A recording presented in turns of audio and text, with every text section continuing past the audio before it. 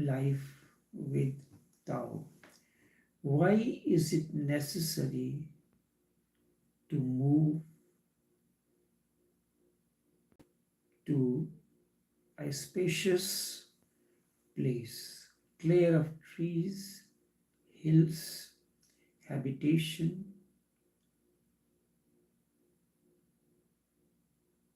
Remember, mind is very subtle. It is capable of creating relationships. You can be on a hilltop, there is no one, but suddenly you see a cottage deep down the valley. You will start talking with the cottage. You will try to create a relationship with it. The moment you start talking within you with the cottage, the society has come in. You do not know who lives there, but certainly someone must be living there. And that becomes the boundary. You will start dreaming about who lives there. Your eyes will search. You will be wondering whether there is a male living or a female living, or they are living as a couple, whatever. Many kind of things mind will begin to imagine, because it is very subtle and capable of creating a society once again. The cottage will become the symbol of humanity. So that is why the emphasis of this sutra is abide in some place, endlessly spacious, clear of trees, hills, any kind of habitation. Only then you will come to the end of the mind pressures.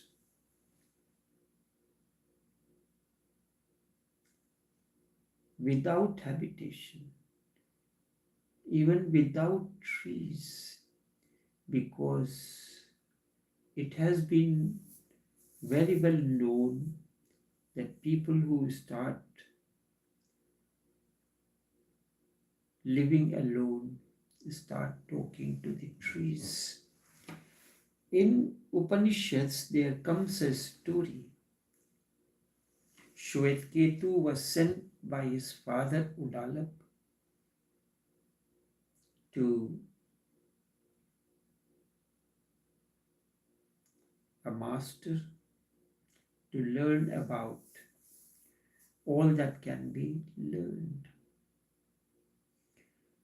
Shwetketu comes to the master in a short space of time. He learned, he memorized the scriptures. He could argue, discuss the deeper messages of the scriptures. The master said, your education is complete, now you can go home. Shwetketu was returning home. The father saw him coming on the street through the window. He realized that Shwetketu has not learned anything.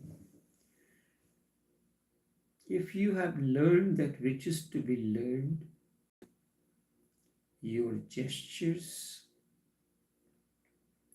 mannerism, your walk is of a totally different nature. If you have been stuffed or infused with knowledge, then there will be a different kind of a aura around you. Shvetketu touched the feet of the father and said, I have learned. So the father said, you have not learned anything. Shvetketu responded, but the master said that I have learned everything.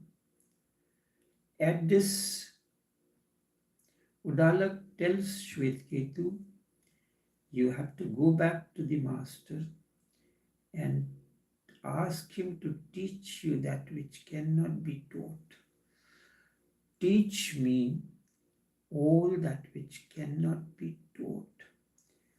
So Shvetketu comes back to the master and says, my father said, I have not learned anything and now I have to learn that which cannot be learned. You may find it a paradox. There is a process of learning everything by memorizing and so many other ways. How to know that which cannot be learned? So the master said, but that is a totally different dimension. And he gave him 400 cows, the few cows, and told him to go to the forest. Stay in the forest with the cows and return only when the cows turn 1,000. In the beginning, although there was no one, but there were trees, there were cows, Shvetketu used to give sermons to the trees, used to talk to them,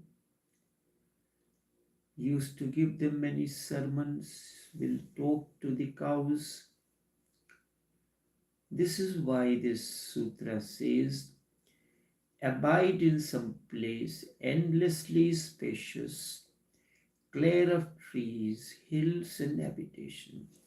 In the forest there was no man who could understand the language Shvetketu spoke.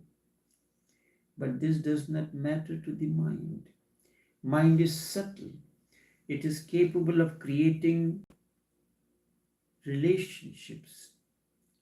If he has someone, he will start talking to the person, whether the person listens to you or not, whether the person is interested in listening to you or not. And quite after the person talks to himself alone, then just sitting down, you see the people walking on the street. They are engaged in an inner dialogue. So Shvetketu started talking to the trees, to the cows, and other vegetations. Slowly and slowly he realized that I am simply wasting my energy. Neither the trees nor the cows listen to me, or they understand what I am saying. So slowly and slowly, in the forest, even amidst the trees and cows, Shvetketu started becoming silent.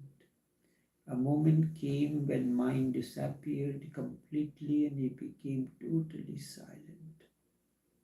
Time flowed on, cows multiplied, and Shvetketu forgot about everything what the master said, that you return only when the cows become 1,000. So one day the cows spoke among themselves and remembered the message of the master. The master said, when we become 1,000, then we have to return. Now that we have become 1,000, Shvetketu is in his own state.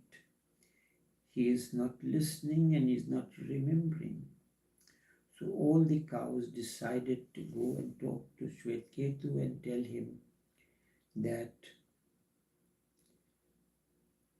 reminded him the message of the master. Shvetketu returned. When he was returning, he has become so innocent. This is what Jesus talks about, the innocence of a child, not the cunningness of the mind. There is no knowledge inside, nothing is stuffed, but simply the capability of intelligence. That is a totally different situation.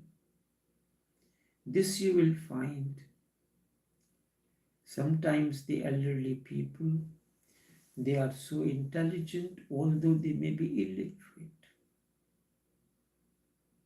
And you will be surprised about their intelligence. So when Shvetketu was returning with 1,000 cows, the master told another disciple that, look, 1,001 cows are returning. Shvetketu has become so innocent that he has become one like cow. That's why the emphasis of this sutra is to move to some place endlessly spacious, clear of trees, hills, vegetations, anything. Otherwise, mind will start creating the relationship. You may see out, many thoughts may start arising that one day you should go and see. Suppose you are living in an area and all of a sudden you see a stranger walking in the area. Your mind will insist that you should go and talk to this person. Introduce yourself. You are not interested in knowing about the person. More you are interested in introducing yourself that I am so and so. I am the head of the village council. Create relationships. This is the very nature of the mind. You want to let the other know about yourself. When somebody comes, he has not asked you anything, you cannot remain quiet because something is bubbling deep within you and you want to share, you want to speak. You saw a hut, you may start thinking that there must be someone living it. And so during the day there is sunlight, but in the evening you will be anxious to see what happens. Suddenly you see a light flickers in the hut. You are certain that there must be somebody living in it. Who is there living? Is there a woman alone living there or a man alone? If you are a woman, I think there would be a man living alone, and he seems to be a nice man. I must go and introduce myself to him. Or if you are a man, I guess there must be a woman living in it. You will deny all the other possibilities that there is a family lives or a couple lives. If you are a man, I wish there was a man living there. If you are a woman, you will wish that I wish there was a man living and he is living there alone. If you are a man, I wish and I hope and I am sure there is only a woman living all by herself. Because the light is visible during the night, you see it. During the day, because of this bright sunlight, You may not see the flickering, or if there is a sensor light, that means automatically the light turns on when there is dark around. Many possibilities may exist. If there is no hut, you see a tree, all of a sudden you passing by the tree, you feel that you can talk to the tree. So you say hello to the tree. A thought comes to your mind. Maybe this tree is thirsty, so you water the tree. Maybe since the flower are small, maybe this tree needs more fertilizer, and you create the society. This is how it goes on. In the beginning, it is going to be very difficult because your mind is created by this society, and it is capable. Mind is created, mind is a gift given to you by this society, and it has infused, it has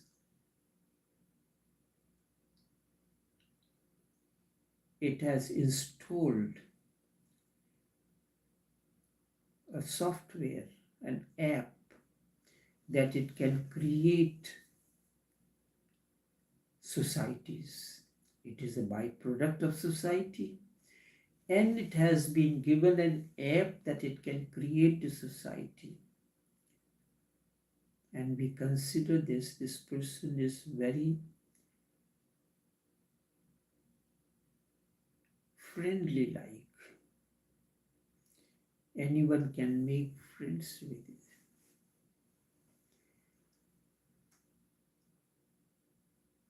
Faces will come in your dreams, mind will haunt you, mind will start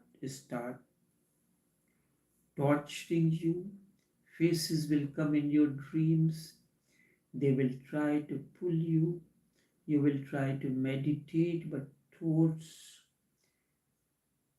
will not cease. You will start thinking of your house, you will start thinking of your wife and children whom you have left, because it is human. And this does not happen to you only. It happened to Buddha, it happened to Mahavir as well. It has happened to everyone. Even a Buddha is bound to think of his wife Yashodhara during his 6 long years of loneliness. In the beginning, when mind was following him, he must have been sitting under a tree, pretending to meditate. This is what we all do. We are sitting in meditation quietly, but what is going on within, nobody knows. So Buddha must have been sitting under a tree, pretending to meditate, and Yashodhara must have followed him, although he has left him in the palace, but as a shadow, she must be following him. Yashodhara must have followed him. He loved that woman, and he must have felt guilty because he had left her without saying a single word to him. Your desires, the times that you have spent together in deep, intimate relations will start surfacing. Nowhere is it mentioned that he thought about Yashodhara. It is not mentioned anywhere, but I say he must have thought of her while he was in his loneliness sitting in the forest. It is so human, you cannot avoid it. Buddha was a human then. It is a journey from human to beyond human. This continued with Jesus. Jesus, when he was sentenced, he had to carry his cross on his shoulders up to the hilltop. Jesus carries the cross up to the hilltop on his shoulders. He is in the middle, and on the two sides were two thieves crucified. Jesus was crucified on the cross. A thought comes to his mind. Father, why have you forsaken me? The human element, the Son of Man, Mary and Joseph, complains. It is always this, the Son of Man complains. You are made out of flesh and blood. Flesh and blood. Buddha was also the product, the byproduct, the son of Shuddhodhan, the king, as his father, and Maya Devi as his mother. He is not yet the Son of God. He is not yet Buddha. Jesus is on the cross like a human being, any other man. He complains, Father, why have you forsaken me? He must have been thinking, a miracle will happen, the Father will come, and he will hold on to his hand, pull him down, bring him down from the cross, and say, you are my only begotten Son, as Christians say. Nothing happened like that. Disappointed, Jesus says, let thy will prevail. The moment he said, let thy will prevail, transformation happened.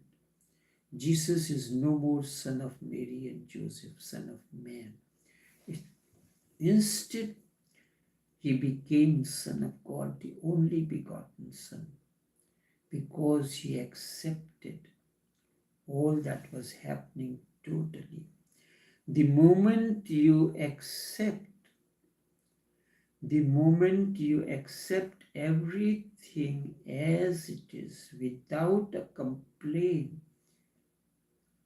without a single complaint or murmur, you are no more a man, the son of a man, but you are Son of God. And in that very precise moment, the Son of God, Jesus, becomes the only begotten Son of God, Christ.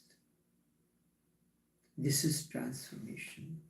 Buddha was in this lonely place. He was the son of the male and female, man and a woman. He must have been thinking of the woman whom he loved, with whom he spent very many intimate moments, and he has left her without saying, in the dark of night, without saying a single word or telling her anything. Like a thief, he left the palace. He must have felt guilty. Even in those solitary moments when he was pretending to be meditating, he must have been putting his point of view to Yashodhara. Why did he leave? Why did he not tell her anything? Must have. This is a human being. So mind will persist because it is nothing but society. It is given to you by the society. It is society internalized. The society is internalized into you, that is mind. Society has entered into you, and that is what the mind is. When the society is no more, the conditionings are no more, then you are no mind for the first time. Then, for the first time, you have understood the essence of meditation. You cannot escape from society, the outer reality, but the inner will follow you. Many times, Buddha must have been talking with Yashodhara, with his father, with his small child Rohitashu that he left behind. The face of his child must have followed him in the forest. The intimate moments of love shared with Yashodhara must have followed him, and while he is sitting silently, those thoughts. And this is very clear. Human nature. When you are busy in this thing or that, these thoughts do not disturb you. The moment you try to sit down quietly in meditation, all these thoughts, which Buddha, in Buddhist terminology known as the Mara, the devil, he sent his daughters. It was there in his mind when he left. The night he left, he went to Yashodhara's room just to see the child for the last time. The child was 1 day old. Yashodhara was sleeping and the child was clinging to her breast. He looked at the child, wanted to take the child in his arms because it was the last opportunity. He had not touched him yet, and now he might not return, so that there would have been no meeting. He was leaving the world. He wanted to touch and kiss the child, but then he became afraid. If he took the child in his hands, Yashodhara might wake up. Then it would be difficult for him to leave. All these thoughts were flooding his mind while he is trying to meditate and be alone under the tree.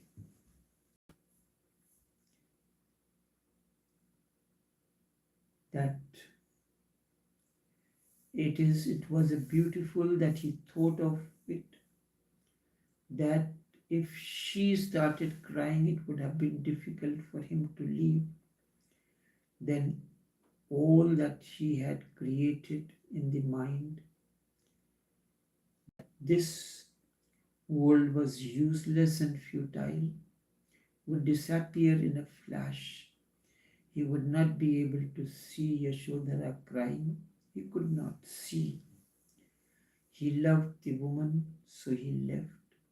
He moved out of the room without making any noise. The man could not leave Yashodhara and the child easily. Although he left them in the palace, but like a shadow, both followed Gautam, Siddhartha to the forest. Then he was the son of King Shuddhodhan and Mother Maya Devi, the son of man, just like Jesus.